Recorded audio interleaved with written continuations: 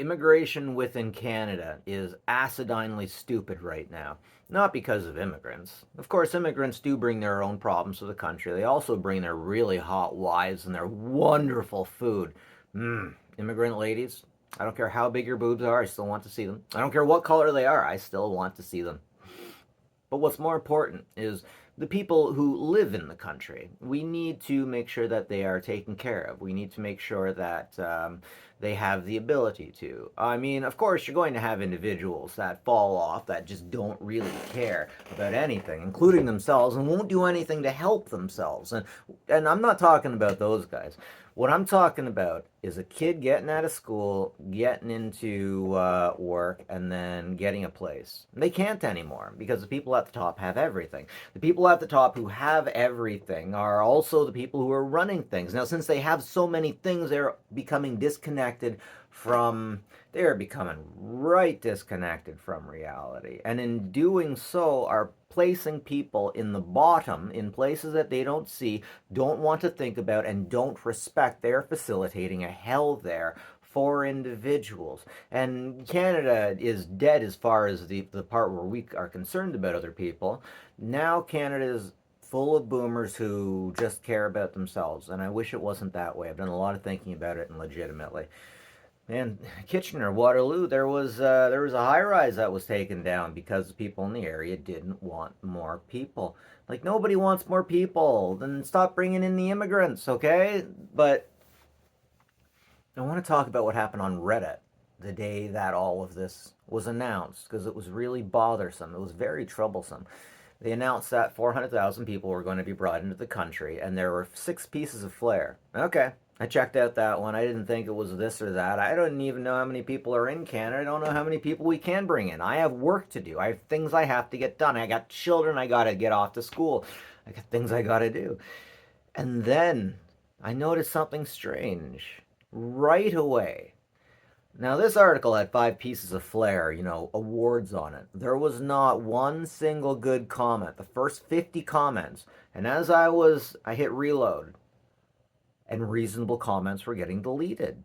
I mean, reasonable comments. Comments, and then comments asking why these reasonable comments got deleted were also deleted. I end up getting banned from r/Canada for a few days for talking it out with the moderators. Maybe I could have been a little nicer. Maybe they could have been a little bit nicer. I'm not getting into that. But what I am getting into is the fact that the people running the place, these Reddit moderators, these Trudeau, have no idea what life is like for the average individual, the average proletariat. They just don't even know. It's something. So Trudeau himself said the budget will balance itself. That doesn't happen. That sounds like something a trust fund kid would say that has too much money. Hey, I wonder why he had to quit his job in high school early. I hope it wasn't anything inappropriate. I'm sure I'm not thinking about. Mm, yeah, don't look that up. Don't look that up. But anyways, he hired. Oh, then he said. Then Trudeau said that housing prices is not a federal matter. Then he had, as the Minister of Housing, Ahmed Hussein, who, instead of wanting to make life better for other immigrants coming in, seems to be an individual who just pulled the ladder up after he came in. Immigration is wonderful, but in Canada, we have to make sure everybody has enough because that's who we are. Not making sure that everyone who's rich has the ability to keep making money. Ahmed, I'm looking at you. Now, Trudeau had, if you look at his wedding photos, three of his like best men, whatever you want to call them, are in government now, or at least they were, and most of them are out now. But the fact that all of this happened,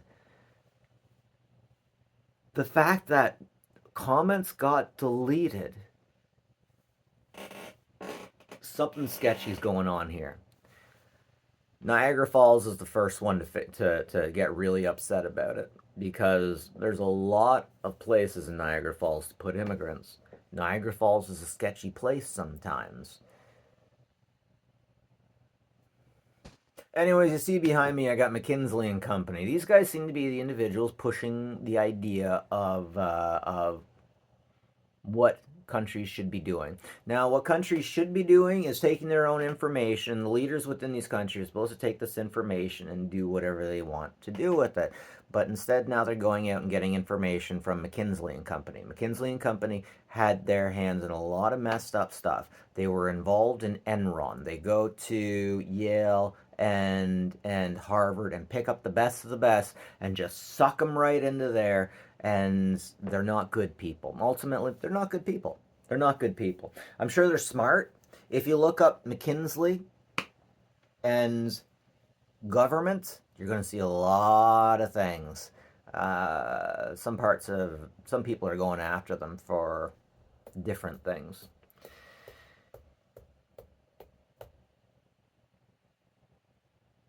It just really bothers me. The country's not interested in itself anymore. I'm troubled by the fact that Canadians got their comments deleted. I'm just troubled that Reddit went from being this thing from aggregating information to taking it, manipulating it. And yeah, I think I needed to hear myself say that. Reddit is no longer about aggregating information. It's more about controlling the masses and control of information. Holy crap, it is. Okay, so Google web crawlers aren't even allowed to use that info. Like, web crawlers, unless they're Google, aren't even allowed to go into it. Web crawlers. Yeah. Damn, that's sad. That's rough. Anyways, that's my rant for today, guys. I hope these immigrants are going to be okay, because when I get on Reddit and I hear from immigrants that were here for 10 years, they're like, oh yeah, we can do it, you just got to work. Those immigrants are not listening to new immigrants that have come in recently. Recently, I was working with an individual, worked full time, had his wife working full time. They both worked at the factory. He had a better job than his wife, higher up, and they couldn't afford housing. Like, they could afford an apartment, but what they didn't tell the landlord was it was one room and they had 3 kids. You can't get away with that. You can't get away. He was just lucky. They're Filipino, so they all sleep in the same bed.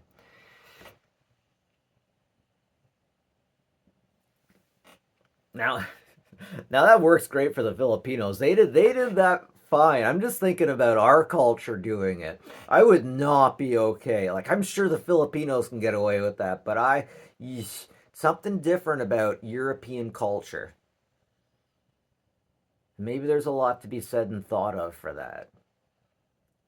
I don't know. I don't want to talk about that. I don't want to talk about that. But what's interesting is the Filipinos live like 6 to a bed, one king size bed. Everyone lives in that same bed. But within the white culture, if you share a same bed with your father, it's a big no no. Like, after a certain age too, but like, you can do it with your mom forever. So, like, why? What's up with that? What do the Filipinos know that we don't? Or what do we know? I'm not. Okay, forget I said any of that. But, anyways, we definitely got culture, and it's really interesting. Now, I want to talk a little bit about our progressive Redditors and what they expect immigration to be like. They expect these immigrants to come in and be exactly how they are. And like, these progressives are like, we don't want you to change. You should stay exactly the way you are. We don't want you to amalgamate. And the white supremacists are also like, we don't want you to amalgamate. We want you to stay exactly how you are. But here's the thing, guys.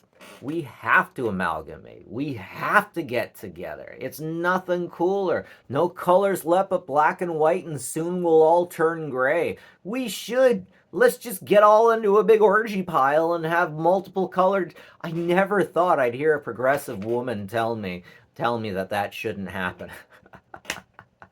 I never thought I'd be in a time and a place where black people want segregation. I was just listening to a program about Americans who hate America that want to move to Germany. Germany! Like, we know how Germany is right now, but can we not? Like, do I have to explain the nuance of that to you? Do I have to explain the nuance of that to you? If I need to explain the nuance of that to you, then you are removed from reality. Like, I'm not saying I know what reality is. Look at me. But what I'm saying is, I can tell when somebody does not know reality. I can tell when people need to be challenged because I'm as challenged as they come. Every now and then, people get stupid ideas that get checked, but more and more, we're getting more ideas that aren't checked because people want to be friends with people who are rich or with women who have really nice boobies. Bringing me to one last thing. Good looking women don't know reality because everyone wants to f them. How is that so hard to understand? How is that so hard to understand? We legitimately know that men compete with other men for women. In doing this, men would beat the crap out of other men for women. There, no, men will kill each other for women. It's part of it.